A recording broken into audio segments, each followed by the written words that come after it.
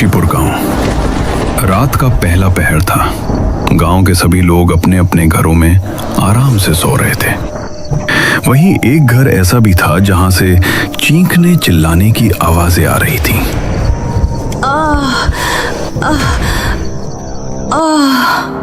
महेश उसके पास बैठा है। श्रद्धा और लोकेश भी कमरे में आते हैं। मालती, हिम्मत रखो, मैं अभी तुमको शमन जी के पास ले चलता हूं। मालती की तबीयत बहुत ज्यादा बिगड़ी हुई थी। उसके शरीर पर जगह जगह फफोले उठे हुए थे। कई जख्म बने हुए थे जिनसे खून भी रिस रहा था। उसको ऐसा दर्द हो रहा था जिसे वो लफ्जों में बयान नहीं कर सकती थी। मालती, उठो, जल्दी करो मालती, आओ नीचे उतरो। महेश और लोकेश ने मालती को उठाया और फिर उसको तांगे में बैठाकर ये सभी एक रास्ते पर निकल गया।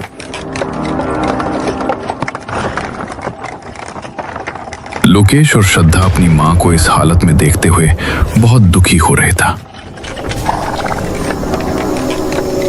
काफी देर बाद तांगा एक घर के सामने जाकर रुका।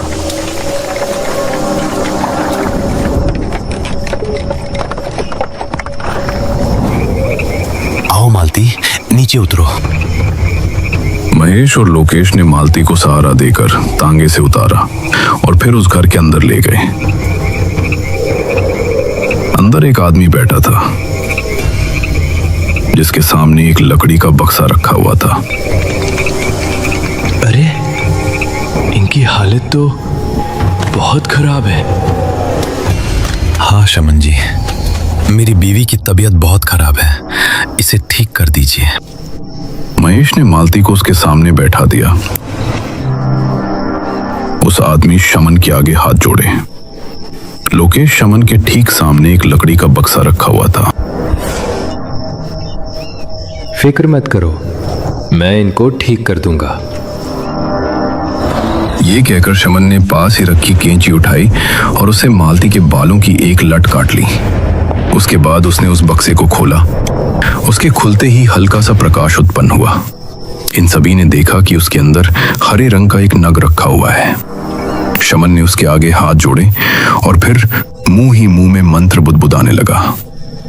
उसके कुछ देर बाद ही उस बक्से से धुआं निकलने लगा, जिसे ये सभी बड़ी गौर से देख रहे थे। शमन ने बक्सा अपने करीब कर लिया और उस बक्से में क्या रखा है अब ये चारों नहीं देख सकते थे। कमरे में हर कोने से पायल की छन छन सुनाई देने लगी। तभी उस बक्से से एक खूबसूरत हाथ थोड़ा सा बाहर आया और शमन ने उस हाथ के अंदर मालती के बालों की लट थमा दी। उसके बाद वो हाथ वापस से अंदर चला गया और फिर बक्सा सामान्य हो गया। अब उसके अंदर फिर से वही हरा नग नजर आ रहा था। वही पायल की आवाज भी बंद हो गई थी। क्योंकि ये चारों बक्से के दूसरी तरफ थे, इसलिए इन्होंने उस हाथ को नहीं देखा था। शमन ने बक्सा बंद कर दिया। तुम्हारा काम हो गया देवी, तुमको जल्द ही ठीक कर देगी। उसी समय नदी के किनारे एक लड़की आकर नृत्य करने लगी। उसने लाल साड़ी कथकली वाली बांधी हुई थी और वो बहुत ही खूबसूरत लग रही थी। अपना हाथ आगे लो। मालती ने अपना हाथ आगे किया तो शमन ने उसका हाथ पकड़कर कुछ मंत्र पढ़े और फूंक मारी। ऐसा करते ही मालती के शरीर पर बने सभी घाव खत्म होने लगे। बहुत ही तेजी के साथ सभी जख्म भर रहे थे और उसका दर्द भी खत्म होता जा रहा था।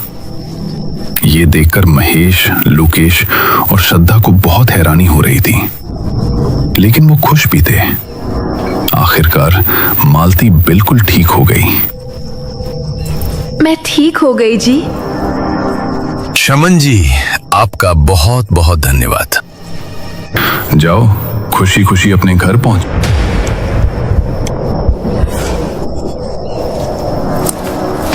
ये सभी शमन से विदा लेकर वापस अपने घर पहुंचे।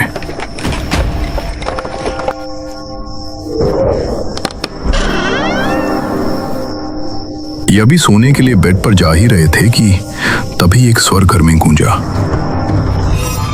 महेश, अरे ओ महेश, कहाँ है? जल्दी बाहर आ। ये आवाज सुनकर ये चारों घर के बाहर निकले तो सामने गांव का लाला खड़ा था। अरे भाई, 1 महीना पूरा हो गया। जो 20,000 रुपए तूने लिए थे सूद समेत वापस कर दे। लाला जी, अभी मेरे पास पैसे नहीं हैं। मालती की तबीयत भी खराब हो गई थी। उससे मुझे क्या मतलब? चाहे ये मर भी जाए तो क्या तू पैसे नहीं देगा? ये सुनकर श्रद्धा और लोकेश को बहुत गुस्सा आ रहा था, लेकिन पिता की कर्जदारी की वजह से दोनों खून का घूंट पी गए। मैं कुछ दिनों में दे दूंगा लाला, फिलहाल मेरे पास नहीं है। लाला ने महेश की बहुत बेइज्जती की, जिससे महेश और उसके परिवार को बहुत बुरा लगा और फिर वो परसों के दिन आने की कहकर वहां से चला गया। श्रद्धा और लोकेश अपने अपने कमरे में चले गए। पिताजी को उस लाला ने कितना बेइज्जत किया। वो तो परसों फिर से आ जाएगा। पिताजी उसका कर्ज कैसे चुकता करेंगे? इसी सोच के चलते उसके मन में अजीब अजीब ख्याल आ रहे थे। तभी उसे कुछ याद आया। अगली रात सबके सोने के बाद नेहा चुपचाप अपने घर से निकल गई और वो तेज तेज कदमों के साथ गांव की सरहद की तरफ बढ़ गई। उस समय शमन अपने घर में गहरी नींद में सो रहा था। कुछ देर बाद श्रद्धा खिड़की के जरिए उसके घर में दाखिल हुई और इधर उधर नजरें दौड़ाने लगी। कहाँ है वो डिब्बा? दिन में तो यही रखा था। तभी शमन खांसने लगा। उसकी आवाज सुनकर श्रद्धा जल्दी से वहीं कोने में छिप गई। तभी उसकी नजर एक छोटी सी कबर्ड पर पड़ी जिसमें वो बक्सा रखा हुआ था।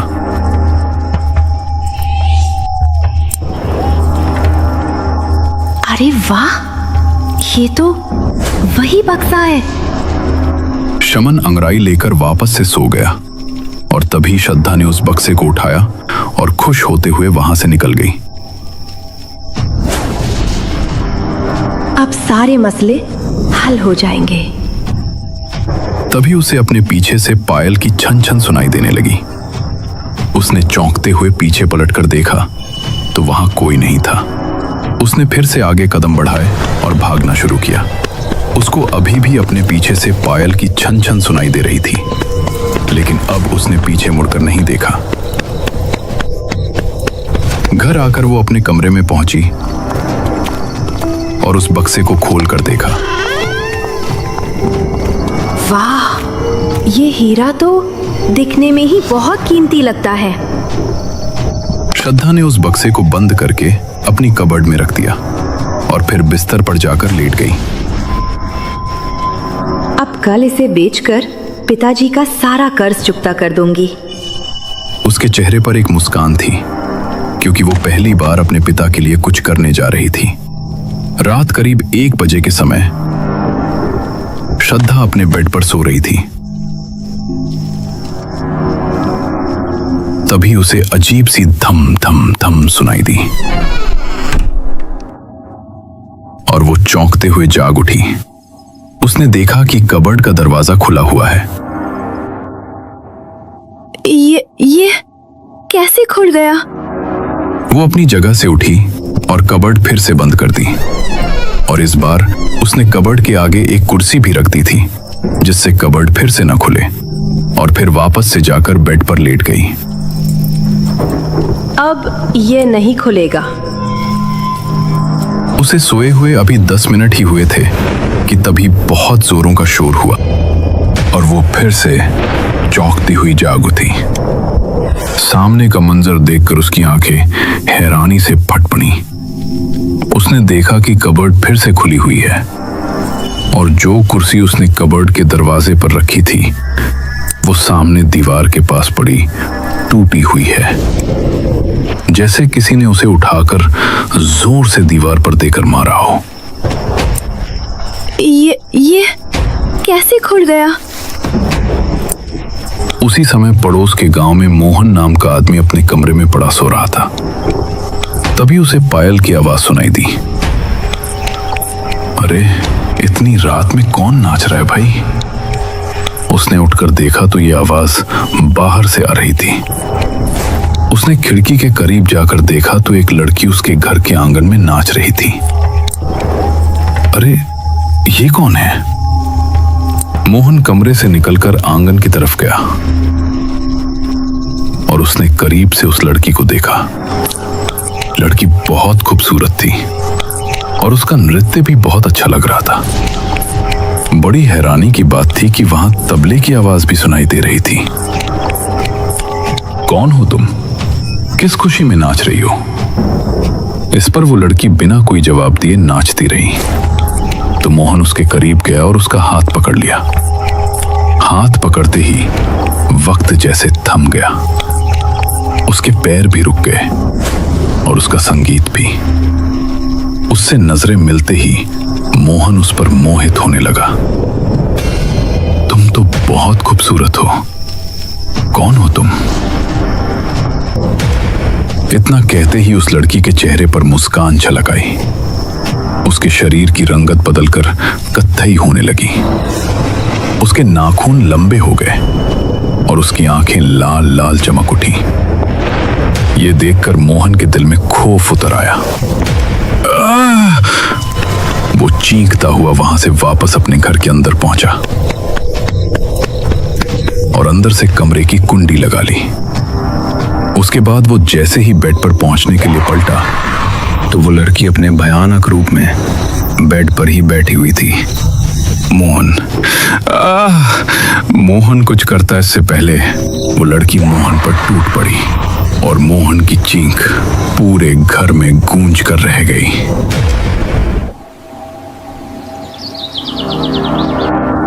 अगली सुबह महेश का परिवार नाश्ता कर रहे थे। माँ, आपने मामा जी को नहीं बताया कि आपकी तबीयत ठीक हो गई है? अरे हाँ, मैं तो भूल ही गई थी। वो तो बहुत परेशान हो रहा था। हो सकता है आज मिलने भी आए। श्रद्धा ने उसी समय मोहन के घर पर कॉल किया तो वो रिसीव नहीं हुआ। माँ, मामा जी तो कॉल ही नहीं उठा रहे हैं। लगता है वो भुलक्कड़ फिर से अपना फोन कहीं रखकर भूल गया होगा, तभी उसका कॉल नहीं आया। कोई बात नहीं, हम लोग नाश्ते के बाद उससे मिलने उसके घर चलते हैं। हाँ, ये ठीक रहेगा। नाश्ते के बाद ये सभी मोहन के घर पहुंचे।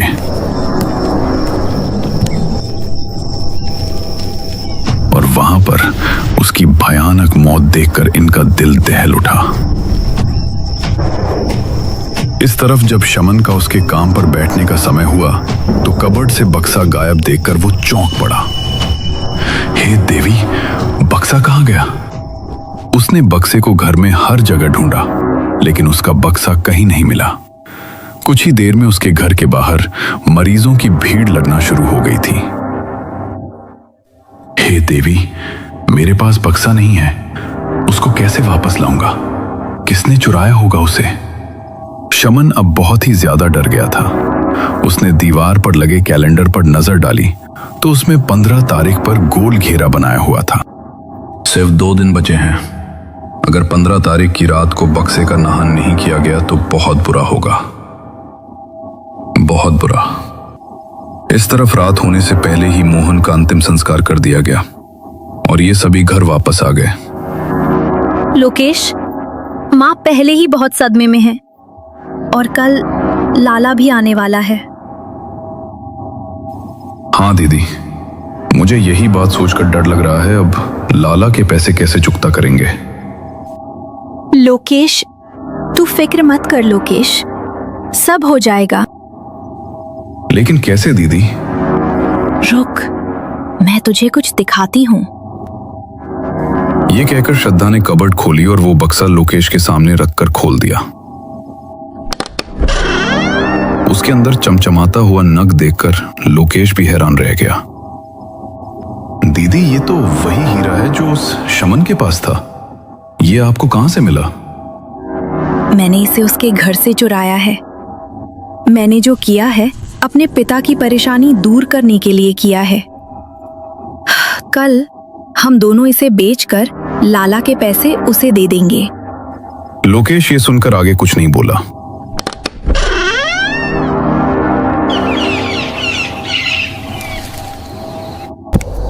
अगले दिन ये दोनों दोपहर के समय बक्सा लेकर घर से निकले और फिर एक जोहरी के पास पहुंचे। उसे देखकर जोहरी भी हैरान रह गया। ये हीरा तो लाखों का लगता है, मुझे इसे हाथ से जाने नहीं देना चाहिए। कहिए अंकल, आप इसके कितने पैसे देंगे? मुझे तो ये चोरी का लगता है, इसके 30,000 से ज्यादा नहीं दे सकता। नहीं अंकल, देखिए ये कितना कीमती लग रहा है। आप ऐसा कैसे कह सकते हैं? अब तुम्हारी मर्जी है। ठीक है, हम इसे कहीं और बेच देंगे। ये कहकर श्रद्धा उठ खड़ी हुई। अरे रे रुको। जी कहिए, क्या हुआ? इसके 50,000 दूंगा, न ज्यादा न कम, बिल्कुल सही दाम है। यह सुनकर श्रद्धा ने लोकेश की तरफ देखा। श्रद्धा, ठीक है, दे दीजिए। जौहरी ने 50,000 श्रद्धा को दे दिए और फिर ये दोनों लाला के घर पहुंचे।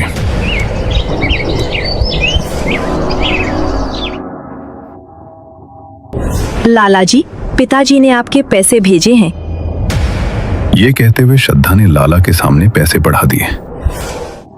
20,000 रुपए मूल और 4,000 ब्याज, पूरे पैसे हैं। ठीक है, मैं उसका नाम खाते से काट देता हूं। ये सुनकर ये दोनों वहां से निकले और वापस अपने घर पहुंच गए। पिताजी को इस बारे में कुछ नहीं बताना, ठीक है? हाँ दीदी, आप फिक्र मत कीजिए।